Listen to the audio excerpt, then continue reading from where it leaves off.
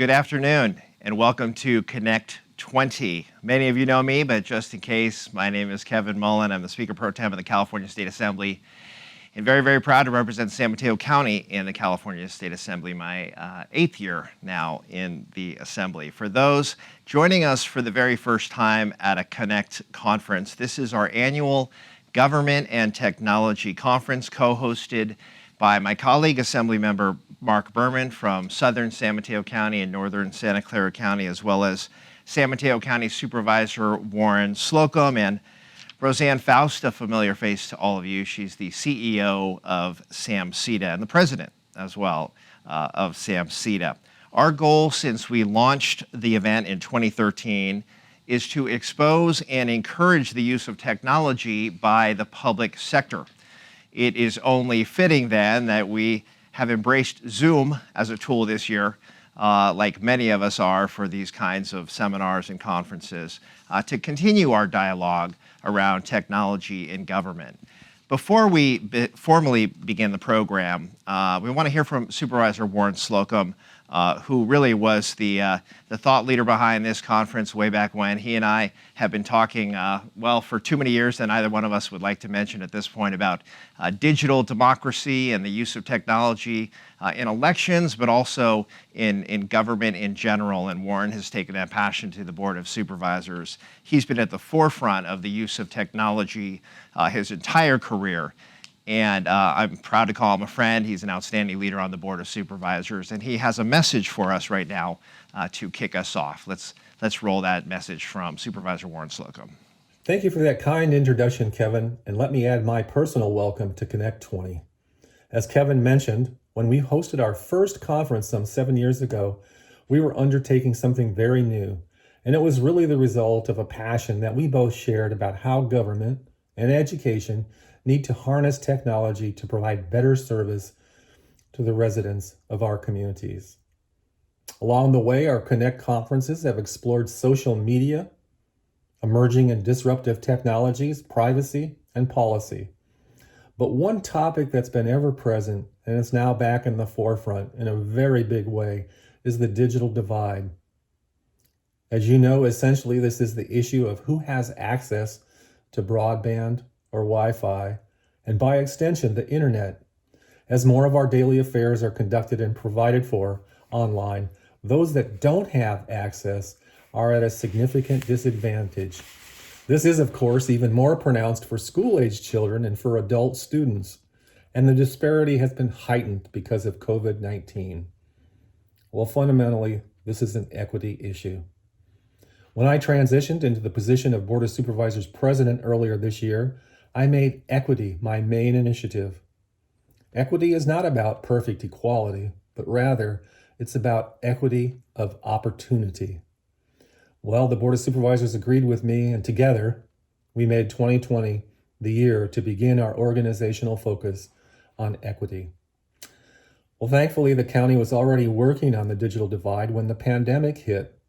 To date, we've invested millions of dollars to address these inequities, and we're learning how individuals are really living and who is being left behind.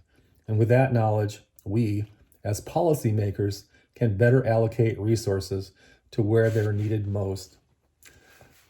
Unfortunately, the digital divide is present in our communities, even with all of our wealth and resources. So I'm very pleased that we're tackling this important topic today. Let's get to our amazing lineup of speakers, but first, let me offer some special but brief thank yous. Thank you to Assemblymember Mark Thurman, thank you to Roseanne Faust and the entire SamCETA team, and thank you to everybody at the Redwood City San Mateo County Chamber of Commerce for their partnership and continued support. Thanks to everyone that made time in your busy schedules to join us today, and I sincerely hope that you find the program that we've worked hard on to prepare is rewarding and worthwhile. Kevin, I'm going to toss it back to you. Thanks. Thank you very much, Warren Slocum. There was a really nice close-up of Warren's goatee there. That's a quarantine goatee, I think. But great to see you, Warren. Great to see you remotely. And thank you for your leadership again of this conference. And since Warren was throwing out the thank yous, I want to add my personal thank you to my district director, Mario Rendon, who's been on this planning committee since its inception. And I certainly couldn't be doing what I do without his direct assistance. So Mario, many thanks to you. Unlike past Connect conferences that presented new or emerging technologies that had public sector application, today's conversation will be a little more policy focused. COVID-19 has increased reliance on technology and how, of course, we live, work, and play. It's affect all aspects of our life, whether it's an app-based food delivery, binge watching on your favorite streaming service, and virtual dinners or cocktail hours with family and friends. We have never relied more on broadband and Wi-Fi access. Those of us that are fortunate to be able to work remotely and join this Zoom from the comfort of our homes means that we have the equipment and the broadband capacity and access to do so. We also know that even in this wealthy and most tech-savvy of communities, we have a population who is at a disadvantage. As Warren indicated, the pandemic has cast a spotlight on the digital divide, and nowhere has that manifested itself more than in education. But we also know that technology is not the absolute answer, as there is benefit to in-class learning and the socialization that takes place in a classroom. These are topics that my legislative colleagues and I will be tackling when we are called back to reconvene next month in the State Assembly and the State Senate. Many have been in the proverbial trenches the past few months, grappling and attempting to balance numerous interests and perspective, none other than our keynote for this Connect20 conference, and that's our Superintendent of Public Instruction, Tony Thurman. We understand that Tony is just about to wrap up a previous engagement, but we have a special guest, and I hate to say this, Mary, you're a little bit of a warm-up act. I guess we're all a bit of a warm-up act for Tony, but I'm going to bring in Mary Nicely, who works directly with Tony. She is the Senior Policy Advisor to our Superintendent of Public Instruction. And Mary, it's wonderful to see you. We're going to have a little bit of a chat here while your boss gets hooked up and gets online for us. But you're the Senior Policy Advisor, so that's a great title, but can you give us a little bit of a sense of what you do on a daily basis to help the superintendent, not only if this were normal times, but especially during this extraordinary pandemic in which we find ourselves? So thank you for having me here, and it's so great to see you, Assembly Member. I joined the superintendent from his former Assembly days. I was his district director and his chief of staff, and up until March 11th, as his senior policy advisor, I was in charge of his initiatives office.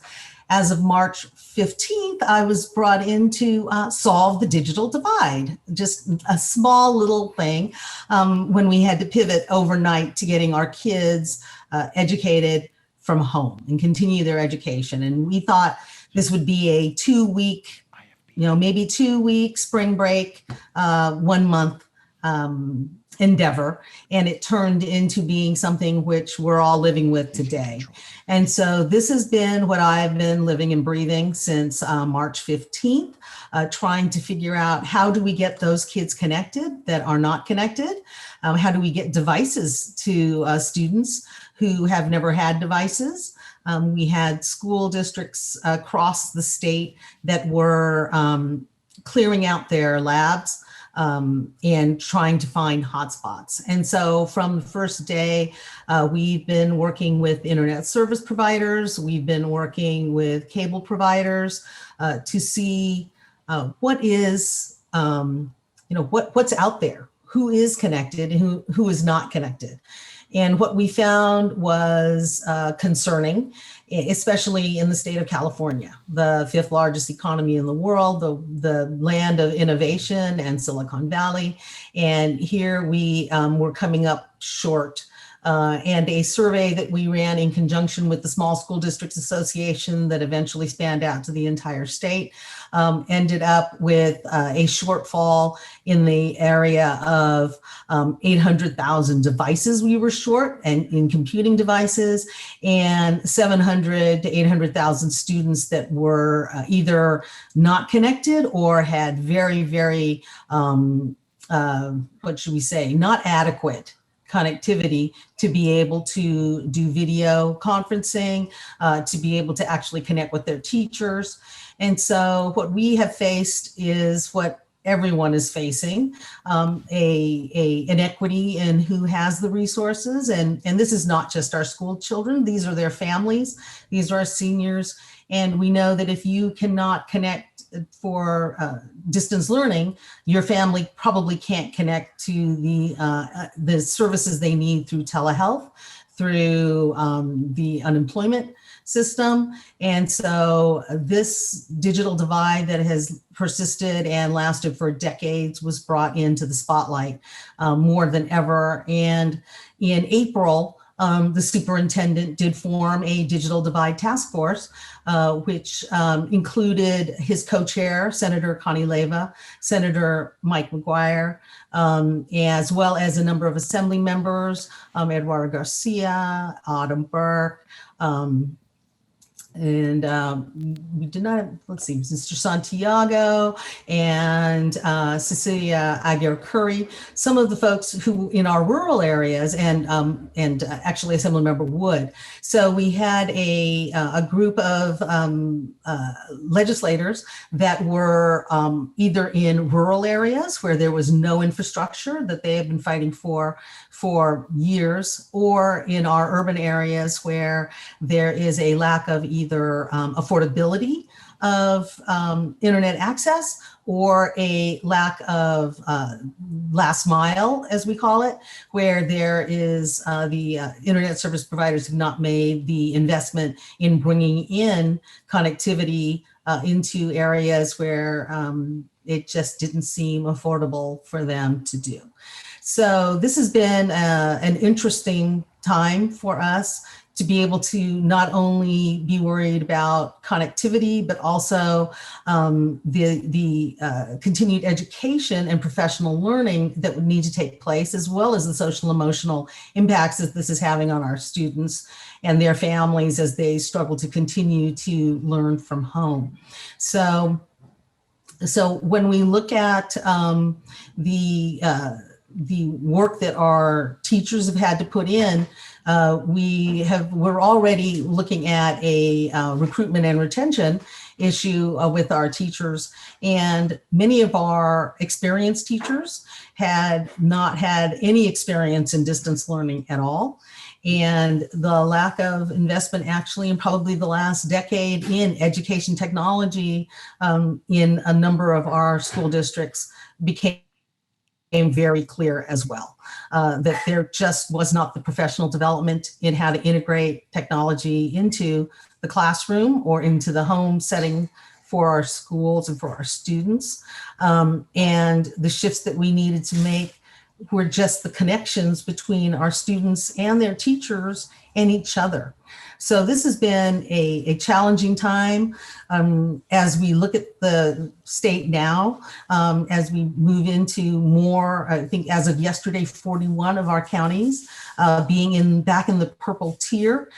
We don't really see that this is going to be something that we're going to be getting out of or coming out of very soon. So we have to double down and work with our cities and our counties and our other government partners to see how do we make the investments we need in getting connectivity, and as well as digital literacy out to these families in some of these areas where we're coming in with the first computer a family has ever owned. And so these are massive issues that we're facing, and we're really, just grateful to have the great partners that we have here in the legislature that are hosting this, that are going to be carrying forward,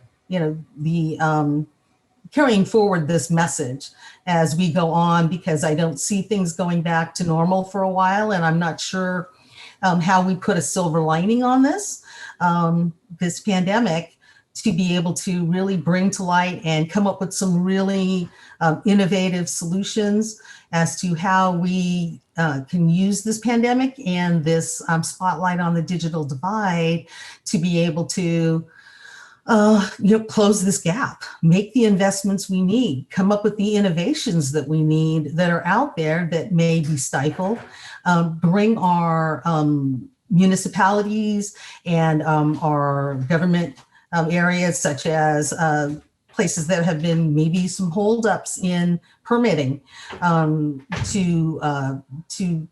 bring the last mile to our homes and to our businesses.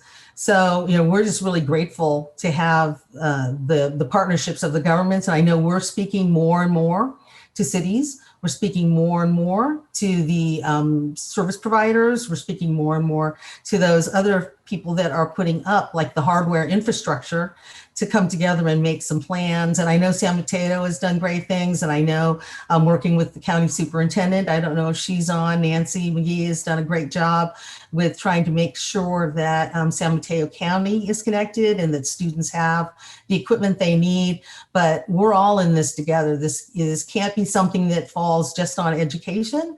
This is something that is a benefit to everyone involved. If we lift up our kids, we lift up their families and vice versa, but we need to make sure we have an equity of resources for everyone to access the much needed services that are just part of what the internet is now. And the superintendent office often says, this internet is as important to the families and our communities as electricity or water is at this point.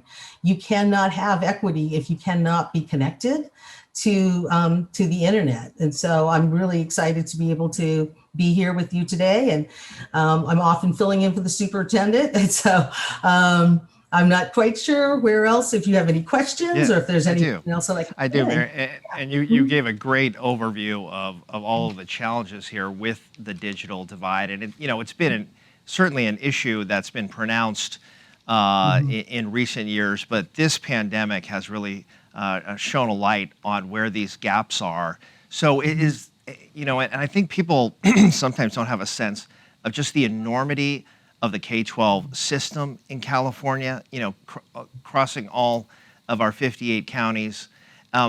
Is there a bigger challenge in the rural areas, in some of the urban areas?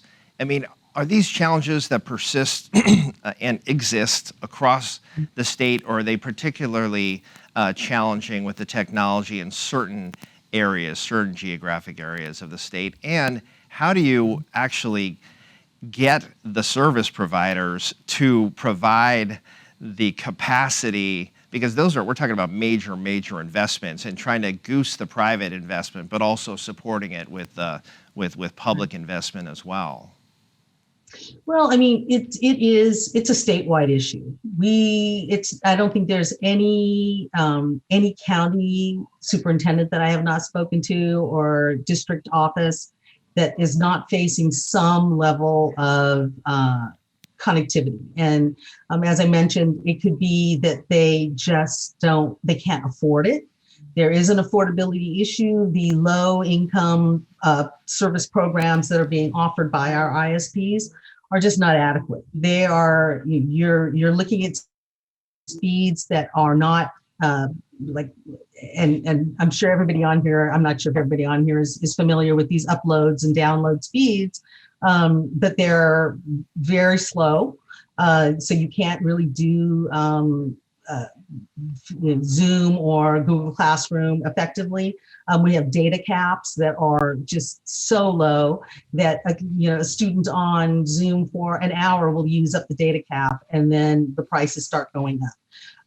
We have in areas where there is, when we talk about the areas like in Humboldt County, there is no way to even get fiber into those areas. So we're looking at satellite, and satellite is extremely expensive until we look at something like what SpaceX and Starlink are doing, which can bring those prices down dramatically. But we have to get some adoption as well for this broadband and these new technologies that are coming out. But then in the situation with some of our ISPs, sometimes it's just competition. We have to be able to bring someone in and say, look, there's this ability for you to do more. And the superintendent will be launching an innovation competition over probably the next month to come up with the next best thing. Because there is technology out there that is being used in other countries. So we have to be able to look at what our ISPs are willing to do. Because right now there is not a lot of repercussions for them to be able to say, hey, that's just not worth it for us to invest in that. Even though we have a school that has high-speed internet that an ISP pulled that line into, and that ISP could easily pull out the cable into those communities. For them, they're just not feeling like it's worth it to them.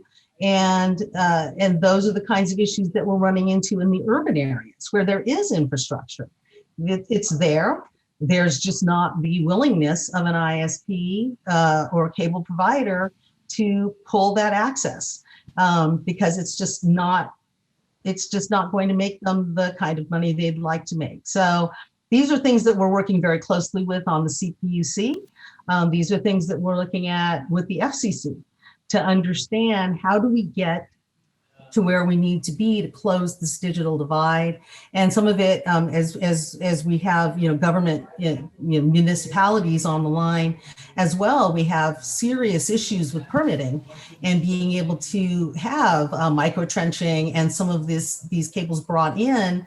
And sometimes it can take a year, 2 years to do something that we know is possible, but we need to be able to get some buy-in and some consistency of permitting across the state and across municipalities to be able to provide some of the connectivity we need in the urban areas. So the rural area is a challenge because of infrastructure and the cost of pulling that infrastructure. The majority of the people, if you talk about sheer volume of people not connected, that's really in the urban areas. And that is something that we should be able to fix much more quickly than we can in the rural areas. And Mary, we've got a number of folks watching, of course, and a reminder for those folks who are tuning in, we are talking with Mary Nicely, Senior Policy Advisor to Superintendent of Public Instruction, Tony Thurman. We hope Tony will be joining us in just a little bit, but in the meantime, if you have questions, please post them in the Q&A so we're aware of your questions. And actually, we already had a question come in from Georgia Jack, a school trustee here in the county. Is there any thought, has there been a discussion around making broadband 5G, structure it like a public utility across the state of California? I mean, you mentioned the CPUC, setting up a separate entity would be probably a pretty monumental task, but just looking at how we bring this to scale across the state, are there ideas like that are getting serious consideration? Well, the governor did sign his executive order for broadband for all, right? So there are a lot of discussions going on, and the idea of a utility has come up many times. And so we're working closely with Commissioner Guzman Achavez on an op-ed that will probably be coming out in the next couple of weeks, discussing that exact idea of how do we get, I think the conversation has come up a couple of times, either do the right thing or we're going to have to make you do the right thing. And that is something where our Digital Divide Task Force and legislators were pretty open about. It's like either you guys can stay unregulated or you can become regulated. So I think these are very valid conversations that we're starting to have because we just are seeing that not enough has been done that could be done, and we just need the political will to get it to happen. So, Mary, you mentioned the difficulty for educators adapting to this new reality of distance learning. Just give us a sense of what that challenge is like. If you're a teacher that's used to a classroom and suddenly you're in front of a camera like the one, maybe not exactly like the one I'm looking at right now, but something similar where you're now essentially conducting yourself in a different way to try to keep the attention of children through a screen, which is a mediated form of communication. Just talk about just some of the training issues there and what just some of the very practical challenges are for teachers, of course, but also the families on the receiving end of this instruction, and just maintaining momentum in instruction. Just talk about some of those challenges. Yeah, I think the first challenge was really even the bandwidth of the teachers from home. They were having difficulty having their own stable internet. And it's hard. I mean, we see it every day. They're trying to just connect with their kids. And so some of it is the family setting where there could be 2 or 3 kids that are all trying to do distance learning at the same time. And there's one parent trying to get them set up. In some cases, they've never had a computer and they don't know how to set up. They've been given one hotspot for the family. And so each kid is having to trade around a hotspot. Some of the challenges of getting the kids to turn on their cameras. That is for some students, that's a difficult thing when you're in a setting where you may be embarrassed about what your home setting looks like, or you just don't have stable enough internet. And I see here comes the superintendent, and maybe he can answer some of those questions as well. Mr. Superintendent, we are talking about the challenges that our teachers are facing with distance learning, with their students being able to keep their students connected.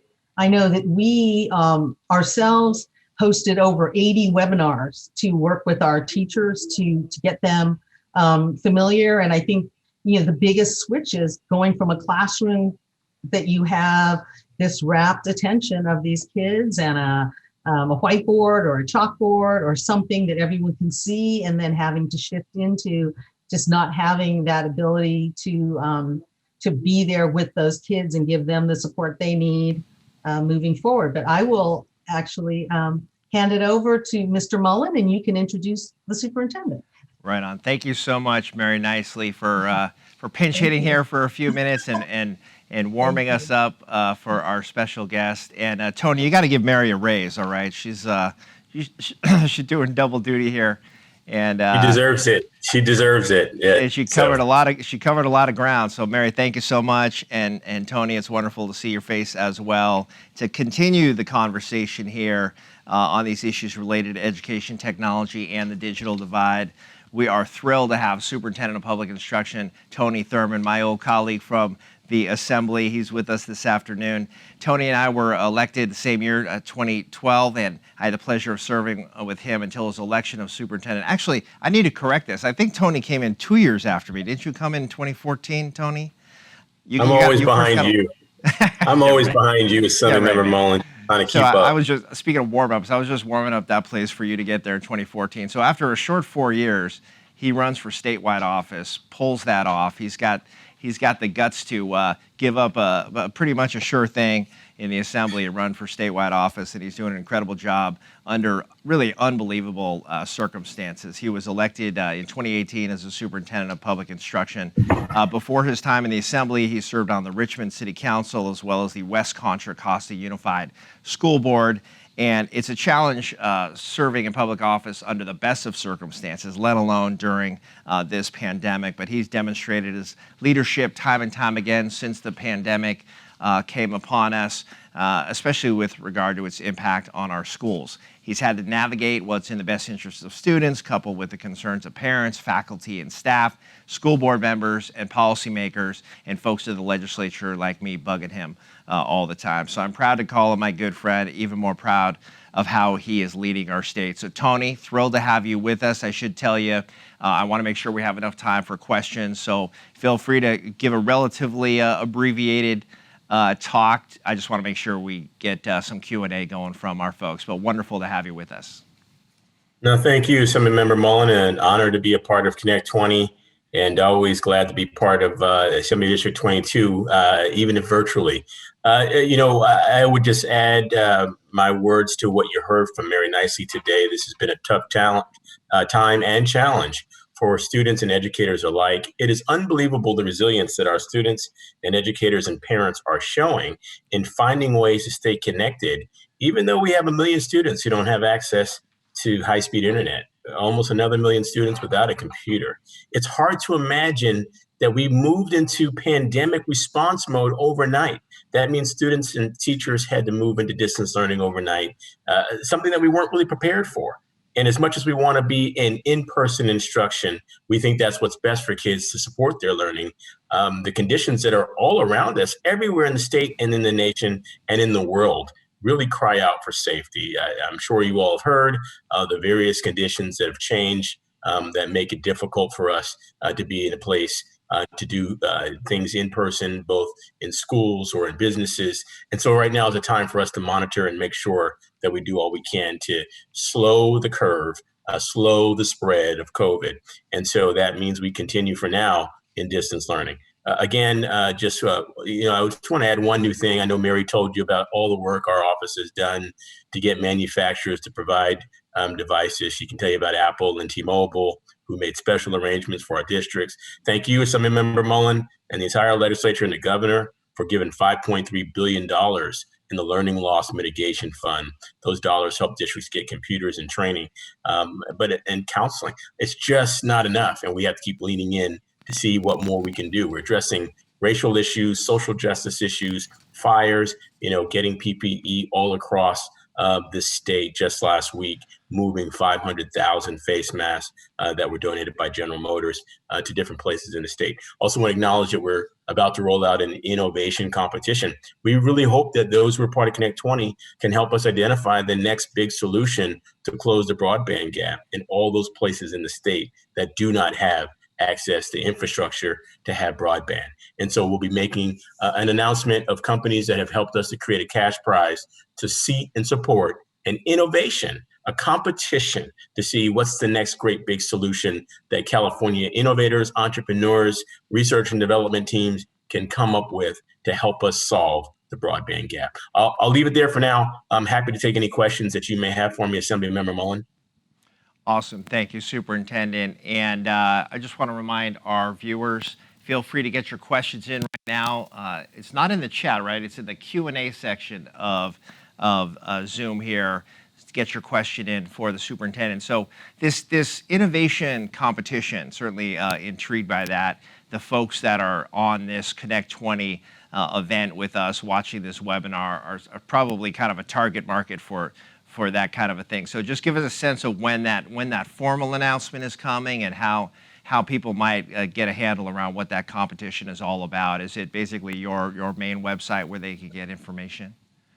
We love them to connect with us now. We're ready to roll. Obviously, California has rural communities and other communities that do not have access to broadband because they simply don't have the infrastructure to make that happen. And we know that there have been efforts in the legislature. There have been efforts to really change that. We know that we need support from the federal government, but we're hopeful that those who are part of Connect 20 who want to help us, get in touch with us at digitaldivide@cde.ca.gov. If you think that you have the next best solution to help us close the digital divide, that's what we're looking for. We're looking for innovation, entrepreneurship. We're looking for new ideas to move things in the right direction. And we're prepared to provide a cash prize, almost ready to announce it, but it'll be up to $1 million for those who participate. Some great companies like Genentech, who I know have been very active in your Assembly District, Assemblymember Mullen. Want to really shout out General Motors. I want to shout out Dr. Gary Michelson, all who've come together. I do want to say that we've worked very closely with all the internet service providers through our Digital Divide Task Force. They've all made commitments to provide low-cost internet to Californians anywhere in the state. Typically, that's about $10 a month. But even with that, we have to remember the places that don't have the infrastructure to carry internet. And that's where we're setting our sights now. We got to be focused on how to go the final mile the last step of the way to closing the digital divide in California. So we hope that anybody who's interested, you got an idea, you know someone who's an innovator, we'd like to hear from you at digitaldivide@cde.ca.gov to be a part of the innovation competition. So, Tony, we've got a new administration in Washington. Obviously, education is primarily a state deal, but it's nice to have a federal partner that's paying attention to California. Dr. Jill Biden, the First Lady, is an educator herself. There's been some discussion that Joe Biden might do an infrastructure bill of some kind to push infrastructure funding. And when people hear infrastructure, I think they think roads, bridges. I also hear technology expansion of broadband across the state. So any hope on that front that we might actually get some additional help? But also looking at here in California, we have a question in the Q&A about just how we get broadband across the 58 counties, just the magnitude of that challenge, making sure that there's really a broadband overlay, for lack of a better term, where regardless of where you go, you can get the access you need. So these are monumental challenges, but any help from Washington, and might we restructure things at the state level to make this a reality? Just some hard truths, Assemblymember Mullen. I think many at the state have been doing their job. The Department of Technology, a number of our partners have been really doing everything that we can expect to get, internet and 5G here. I think we've had bigger challenges. So for example, Mary and I we brought in Caltrans to say, hey, let's not let the state be in the way of projects that are ready to dig and move forward to build infrastructure. I just have to be honest here. Many of the internet service providers have not made any investments in rural communities over many years. By their assessment, the population numbers have been too small for them to make the investments. We just haven't seen the investments in infrastructure. And so, as you point out, having a president-elect who's saying he wants to partner with states and not strip funding away from states is a powerful shift in message that we've been receiving. And we hope that we can see from the president-elect and from Congress real support, from a federal stimulus to a specific infrastructure package that will deal with how we build infrastructure in California. This is not unique to California. This is a challenge that is faced by many states, but California wants to lead the way with all the know-how that we have. We want to get this done. I know that one of your followers is asking about, how do we get this done? There are options like broadband and satellite that we can pursue. They're costly. We need the resources to make that happen. There have been bills in the legislature that estimate we need another $4 billion just to build out the infrastructure. We're working on this every step of the way, and we think that now is the time. We need devices just so kids can be connected during the pandemic, but we've got to go above and beyond that. We've got to close the digital divide once and for all. I'm sure Mary said it. We want connectivity to flow like electricity in a state with the resources that we have. We will not accept anything less. And Tony, just a comment I wanted to read from Nori Jabba, one of our attendees, says, be sure that the internet providers, the ISPs, offer a $10 per month program for those that already have service but can't afford it. Right now, they only offer this for new customers or those who haven't had it for 90 days. In affordable housing, this is a big barrier because most people have it, can't afford it, and don't qualify for the $10 a month program because they had an expensive service. So just a comment, no need to react directly to that. But while I have you, we have made some progress on. Yeah, go ahead, Tony. In terms of anybody being asked to wait, we've worked with those companies to say that there should be no hassles and no hoops. Don't ask for a social security number and don't ask for someone's financial records or history. And so, again, anyone can contact our office at digitaldivide@cde.ca.gov, and we'll be happy to work through those challenges with the ISPs.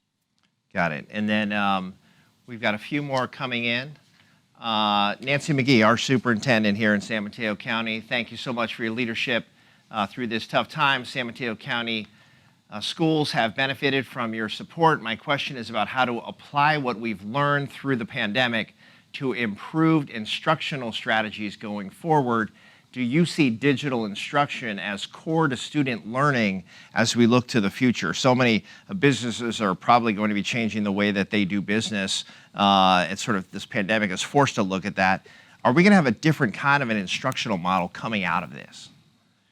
Just want to shout out Superintendent McGee for your incredible leadership. And San Mateo County, like many, has been impacted by many things, the pandemic and fire. Thank you for your steady leadership and always keeping high quality education at the forefront. I think that this pandemic has really caused us to think differently about how we measure learning in every single way. I do think that when we are able to be in person for instruction, I think we're going to see lots of remnants of online education. I don't think that online education can replace a great teacher, but having the right tools to connect students to great teachers is going to become paramount. When the pandemic started, there was limited amount of supply for our schools, and we're still seeing that.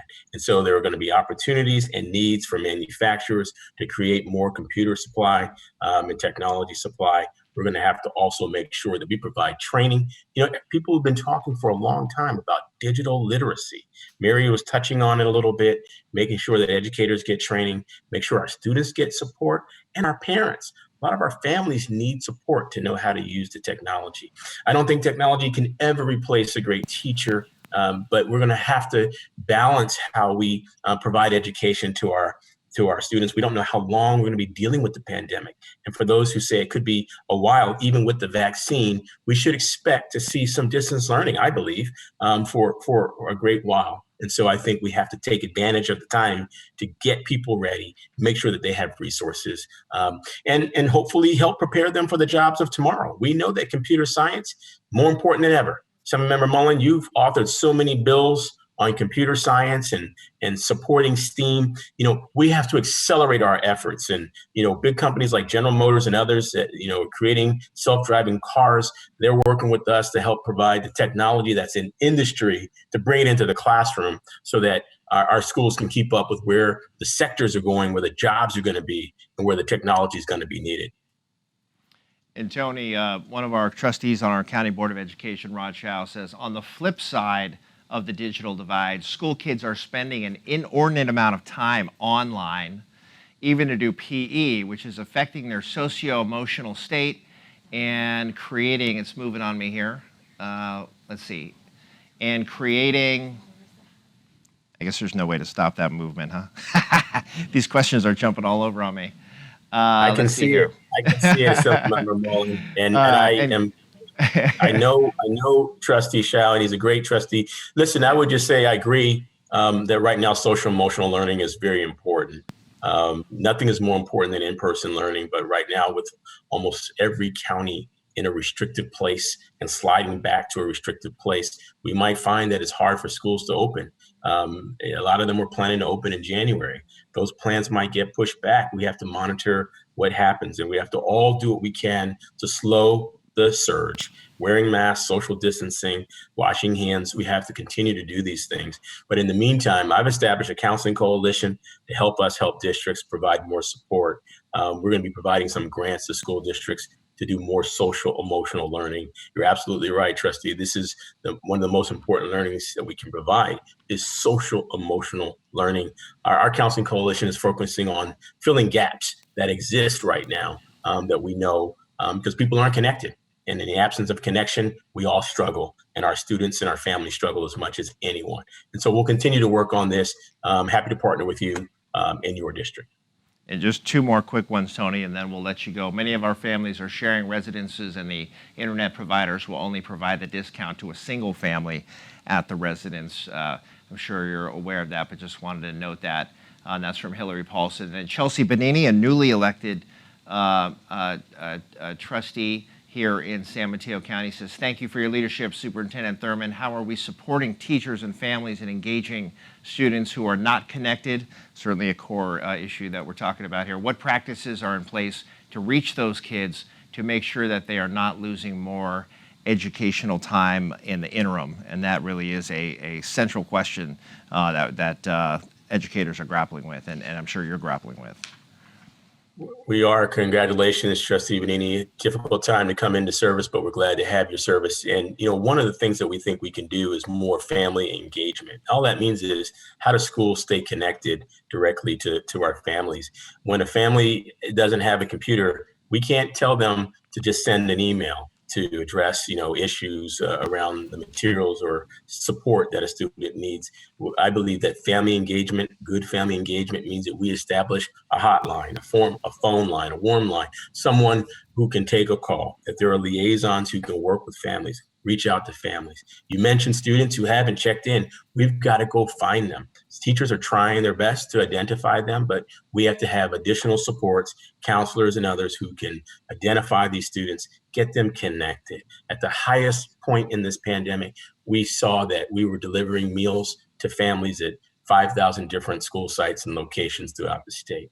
That means there's an extremely high level of need for everyone, for every type of even basic needs. And I see our colleague, Assembly Member Luz Rivas there, who's been a champion for expanding STEAM and opportunities for our young people. We've got to continue with family engagement as a way of making sure that our schools are deeply connected to the families and give them the help that they need. Social, emotional, basic needs. If they don't have a computer, how to offset that, and making sure that the school districts are aware of families that need help. Again, the legislature and the governor provided $5.3 billion that can be used for what we call learning loss mitigation support, for counseling, for computers, and for training for educators. This is an important time for self-care for our educators. They work incredibly hard under difficult circumstances. I commend our educators, our students, and our families for the manner in which they're leaning in.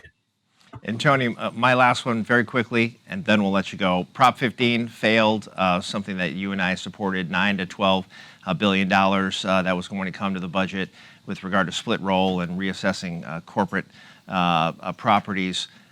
We are making progress on per pupil funding. We are gradually moving up the rankings, but we're still nowhere near the median. Just any parting thoughts about the budget situation as we work our way through this recession and budget morass that we're going to be finding ourselves here? Yeah, tough times, right? And disappointed to see Prop 15 not prevail. I think, we've got a convoluted tax code here, and it basically means that our schools, even at the highest levels of funding from the state legislature and the governor, still are somewhere around 39th in the nation in per pupil spending. We just need more. Our students deserve it. And so we're going to have tough conversations going forward about other opportunities. I know that the California School Boards Association has been interested in a measure that looks at a kind of millionaire's tax. There are different measures out there. People are talking about recovery measures because, let's face it, COVID has also decimated our economy. And that means for the next 2 years, we're going to see flat revenue, and that's going to have a deep impact on our schools. Kudos to the legislature and the governor for holding funding stable for our school districts in this year. But even with that, it has been a challenge for our school districts, and they've had to make cuts, and they're struggling to fill holes and gaps. There's no question we need at least one, if not two, permanent funding streams to improve revenue for our schools. And I'm committing to making that my priority as your state superintendent. Tony, we are grateful for your time today on Connect 20. It's great to see you, my friend.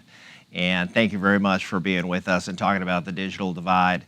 And we'll see you very soon, Tony.